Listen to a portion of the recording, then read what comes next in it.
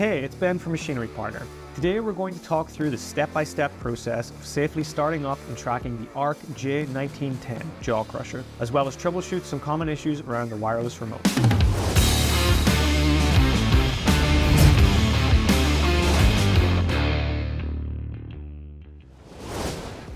First things first, let's get up to the machine and this main display.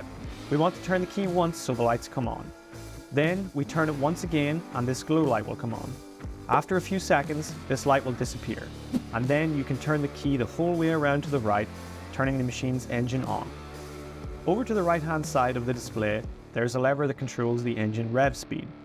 You will want to slowly move this lever up towards the rabbit or hare to increase the speed until the display on the screen reaches about 2000 RPM. This machine is now warmed up and ready to track. You now need to get the wireless remote that has been included with your machine. If you're just receiving your new crusher from Machinery Partner, you can find this remote inside the spare parts box. Once you have your remote in hand, you can turn it on. To do this, you will need to turn the switch to the on position. Just look at the small arrow that acts as a guide. Once you turn the switch, this light on the front of the remote will start to flash quickly. This means that it is ready to pair with the machine.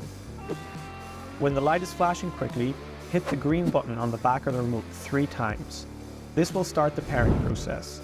You will know the machine is paired when the light starts to flash slowly, like this. Now we're able to start tracking the crusher.